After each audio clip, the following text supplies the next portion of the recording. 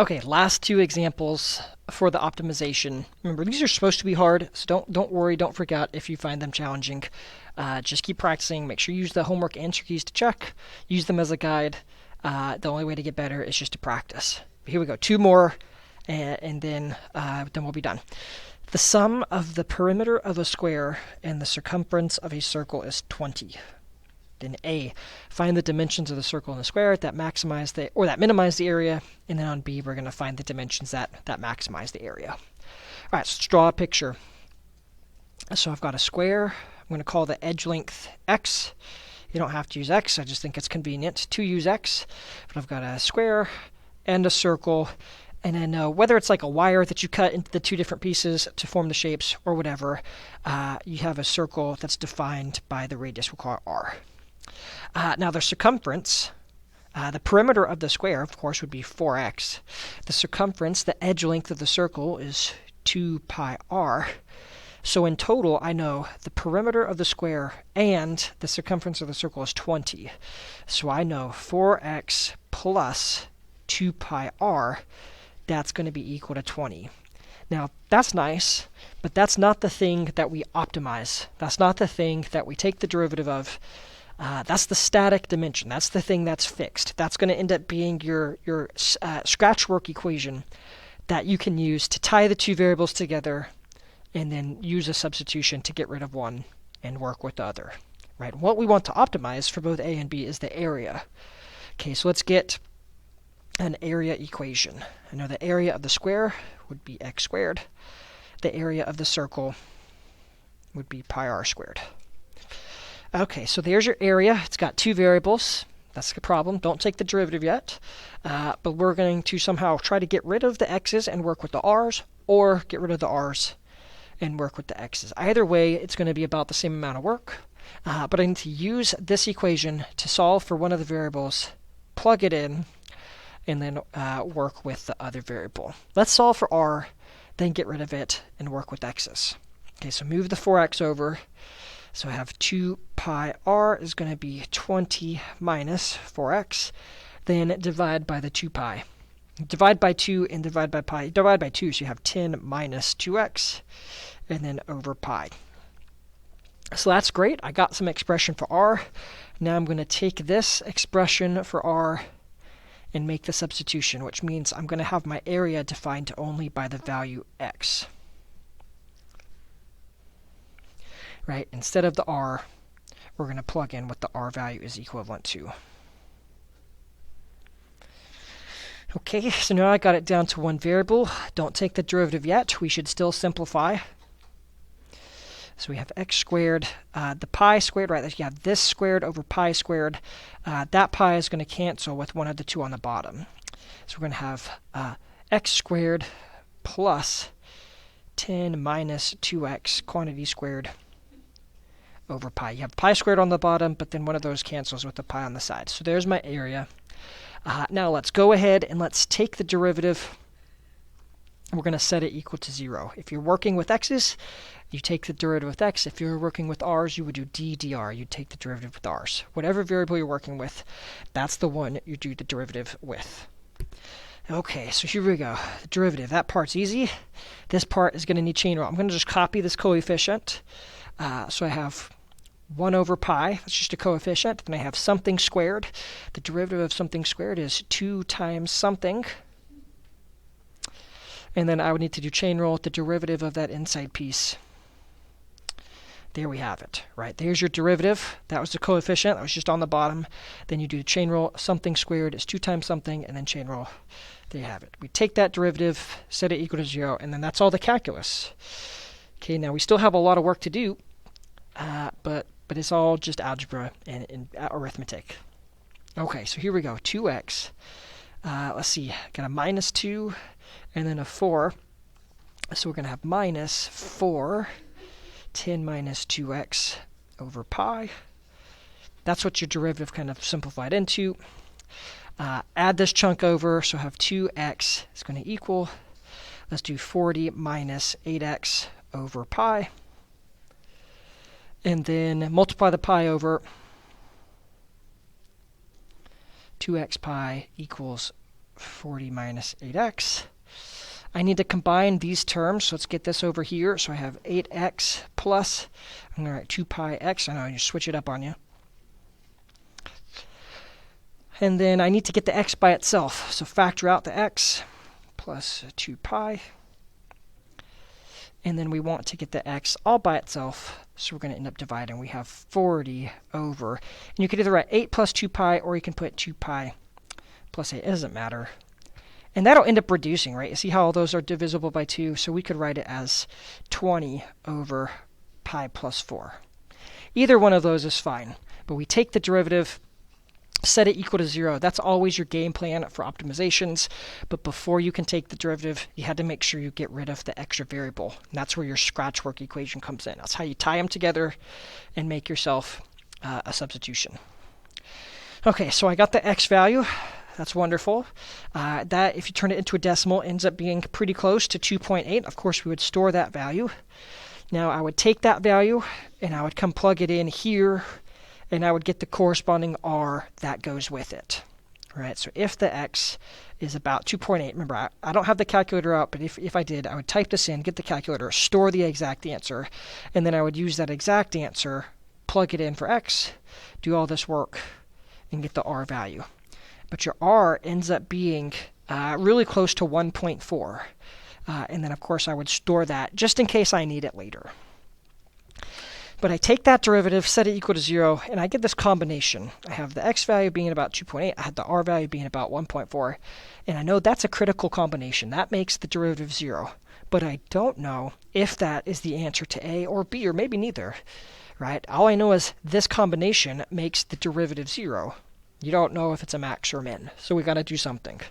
Let's try candidates test, right? Are there any logical restrictions? Are there any domain restrictions? Think about the variable x. The smallest x could be, conceivably, 0. Could x be 0? Yes, if x was 0, that would just mean, hey, you're not going to waste any time at making the square. You're just going to make the circle as big as possible, right? Instead of splitting the resources, you just make one shape as big as possible. So if the x is 0, then it looks like your r value could be, divide it, 10 over pi. So that's a combination, right? X is 0, r is 10 over pi. That's making a biggest circle as possible, and then completely disregarding the square. And then on the other extreme, if you said, okay, to heck with you circle, the radius is going to be 0. If you wanted to make the x as big as possible, it looks like, remember, if your r is 0, it looks like 4x equals 20. It looks like your x value could be 5. So we have the combination of having a big square but no circle, and then we have the combination of having a big circle but no square, right? Those are logically possible, and conceivably it would make sense to use those combinations to get either the biggest area or the smallest area possible. Right, so let's do a candidates test. So we have the x's and the r's, and then we have the corresponding area formed by them. We know x could be 0, r could be 10 over pi. That's your no square big circle. And then we could do the other extreme where the x is 5 and the r is 0. That's your no circle big square. And then we have the other one where x was about 2.8. Remember, you would use the stored value. And then your r was about 1.4. And I could take those three different sets of dimensions, and you could plug them in, right? Find the areas, plug in the x, plug in the r. Or if you want, you could go to this equation, the one that only has x's, and then you would only need to plug in the x values. Doesn't matter. If you have both, you can plug into the equation that needs both. Or if you only want to use the x's, plug into the equation that only has x's. Doesn't matter. Or if you solved for r and you were working with r's, you could work with the r's using only the equation that has r's. Doesn't matter. But what we'd want to do is take those endpoints, and we'd want to take that combination from the critical point, and then we'd want to test and see what those areas correspondingly come out to be. Okay, this one's easy. If there's no circle and the side length of the square is 5, 5 times 5 is 25. You can do that one even without a calculator. Now, this one's a little bit harder. You can't do it without a calculator. This one, again, probably couldn't do it, right? It'd be pi r squared, so it'd be pi 10 over pi squared, so you have 100 over pi, which ends up being 31.8. And then if I actually use those combinations, which came from the derivative being 0, if I were to plug in the r value, the x value is 2.8, and then the r value is 1.4, you would end up getting that combined collective area is only 14. Okay, so again, I took the derivative, set it equal to 0, then I had to still do something to confirm whether it was a min or a max, and it looked like that combination looked like that was the minimum. And it looks like the maximum is to forego the square and to just make the circle as big as possible. Okay, so let's go ahead and let's answer these questions. Part A, we're running out of room. It says, find the dimensions, the circle that produce a maximum area. To get max area of 31.8. There's no units on this, right? So you don't need units. To get max area of 31.8, x is 0 and r is 10 over pi. That's your no square big circle. So there's your answer to part A. And then, I'm running out of room. I'm going to do it up here, just so I can fit it in. And then the answer for part B, to get the minimum area of 14, the x needed to be about 2.8, and the r needed to be about 1.4. That was the combination that we got from the derivative. So your critical point did end up being one of the extrema. It's possible that one of the endpoints was the max, and maybe the other endpoint was the min. That could happen. Sometimes the one in the middle is neither the absolute max nor the absolute min. Most of the time it is, but sometimes both of the endpoints are going to be the things that you want. So just always make sure, if there's any logical restrictions, if there's any domain restrictions, make sure you account for them, and then make sure you do your candidates test to prove that you have the correct max and the correct min. Okay, last one. Okay, a closed box with a square base is to be built so that its volume is fixed at 72. Right away, that should kind of start ringing some bells. You're not going to optimize the volume, but that volume equation is going to be your scratchwork equation. That's how you can tie the two variables together to make a substitution, right? Anytime something is fixed, that's going to be important. If the bottom of the box cost 60 cents per square centimeter, the sides cost 35 cents per square centimeter, and the top cost 30 cents per square centimeter. Find the dimensions and the cost of the least expensive box.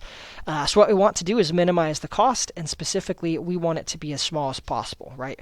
So we have to get a cost equation, and then get it down to one variable, and then take the derivative, set it equal to 0. That's your goal, right? I want to optimize cost, so I need a cost equation. Got to get it down to one variable, so I'm probably going to have to use the fact that the volume is fixed. But then the goal is to take the derivative of the cost, set it equal to 0, and then somehow prove that I have a min, right? Either candidates test, or second derivative test, or maybe first derivative test. All right, let's go for it. I'm going to draw a box just because I like pictures. Even though I'm bad at them, I like them.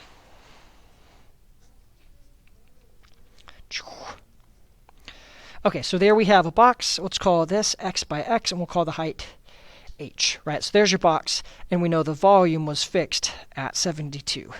The volume is x squared h, so I know x squared h is going to be equal to 72. That's not the thing you're going to take the derivative of, but that's your scratchwork equation. That's how you could solve for one to get rid of the other.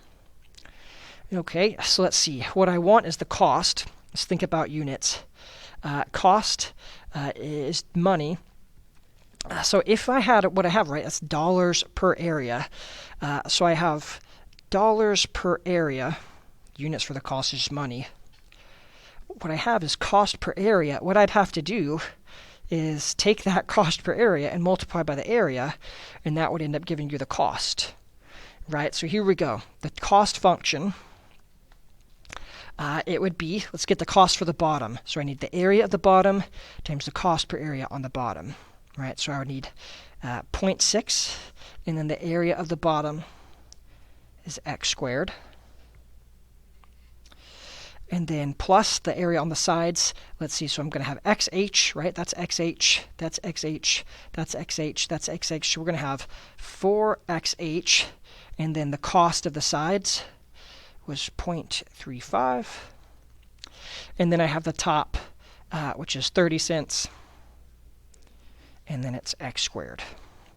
So there's your cost equation. You take the area, or you take the area times the cost per area. And I know unit-wise, that would end up giving me just money, just the cost. So that's good, right? But that has too many variables. It's got x's and it's got h's. And it's looking like, while you could solve this for x and then plug it in everywhere, it's looking like it's going to be easier to just solve for h and plug it in the once. You could do it either way, but it's going to be easier. Solve this for h, so I have 72 over x squared. Then I'm going to take this expression and plug it in, and that's going to give me the cost function based only on the variable x. Okay, so here we go. I had 0.6 x squared plus, let's just multiply that out, 0.35 times 4, that's 1.4 x, and then instead of the h, 72 over x squared plus 0.3x squared. That's nice. You have some like terms. You could combine these. So let's simplify before I take the derivative. I'm going to have a 0.9x squared. An x is going to cancel with one of those. So I'm going to have plus. If you multiply 1.4 times 72, it ends up being 100.8 over x. So here we go, right? All this work, none of it has been calculus, right? It's all just logic and general problem solving and math skills. But now I've got that cost equation, and I've got it with only one variable. So now I'm ready to do the one calculus step, which is to take the derivative. And since my variable is x, I'm going to take the derivative in terms of x. I'm going to take that derivative and set it equal to 0, and then somehow do something to confirm. All right, c prime. So that's going to be 1.8x minus 100.8 over x squared. It's just your power rule. Set it equal to 0. Add that chunk over. Multiply this. So I'm going to have x cubed is going to equal 100.8 over 1.8, which I believe that ends up being 56. So then x is the cube root of 56, which ends up being about, am I on the screen? Oh, I am. That's surprising. It ends up being about 3.826 centimeters. And of course, we'd store that so we could use it later. Okay, so I've got the x value. Now I would take this exact stored value, I'd plug it in, I'd do 72 divided by x squared. And then I could find that the corresponding height that goes with it is 4.919 centimeters. And I would store that in case you needed to use it. Okay, now let's see. Are there any logical restrictions on these variables? Is there a min or a max value for the x? Is there a min or max value for the h? Well, 0 is kind of what we would think, right? If you make that box really narrow, then it's going to have to be taller to maintain that same volume. But there's no fixed minimum that the x could be, right? It could get really, really, really close to 0.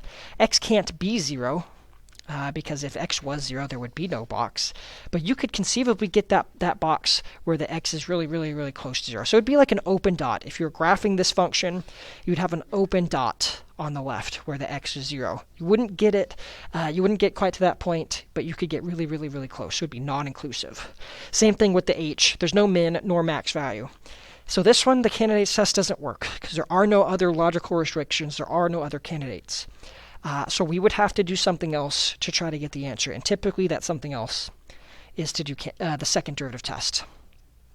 So let's try to check it by using your second derivative test. Here was my first derivative. Let's take the derivative again. You'd have 1.8 plus, let's see, that negative 2 would multiply, right? So negative 1 times the negative 2. And then I think that would be, what, 201.6, I think, over x cubed. So that second derivative, not too bad. Just take the derivative again. I know if x is positive, then the second derivative, well, that's positive. If x is positive, the whole denominator is positive. That means this whole chunk would be positive. And if you have 1.8 plus a positive number, I know that result would be positive. So I know for my particular x value, which ended up being kind of weird, the cube root of 56, I know that's positive. So if I were to plug that into the second derivative, I would get a positive result. Therefore, I know the graph is concave up. So therefore, I know the graph would indeed have a minimum at that point. And since there were no other candidates, I know that that relative minimum is also the absolute minimum, right? Because there were no other candidates to compare it against. So here we go. If we wanted to find the dimensions, we have x was 3.826 centimeters, and then we had the h was 4.919 centimeters. Okay, now we're not quite done, right? Always be careful. Make sure you're answering every part of the question. Let's go back and let's read it. It says, find the dimensions and the cost of the least expensive box. We have the dimensions, right? We've done that. But we still need to figure out what's the cost. That's okay. We have the cost equation. If you want, you can plug in x's and h's to the equation that has both. Or if you want, probably just go to this, right? The thing you took the derivative of. You could just plug in the x value into that function that only uses the x. Again, if you have both, you can plug it into the equation that needs both. Or if you want to only use x's, plug it into the equation that only uses x's. But it says actually find what that cost is. Right, and so this would give us a minimum cost of, if you take this x value and plug it into this function, we would end up getting 39.52. Seems like a pretty expensive box. Think about it. 4 centimeters by 5 centimeters. So 4 centimeters looks like maybe the length of your finger, 4 centimeters by 4 centimeters, and then 5 centimeters. Like that would be roughly the size of a Rubik's Cube. Okay, a $40 Rubik's Cube, they better be making that box out of like gold or titanium or something. But it's not our job to question the question. We just answer the question, right? And we know these are the dimensions that are going to minimize the cost. We checked it by doing the second derivative test. And then that minimum cost, just take your dimensions or dimension and plug them back in to your original formula. And that's what the cost of the box is.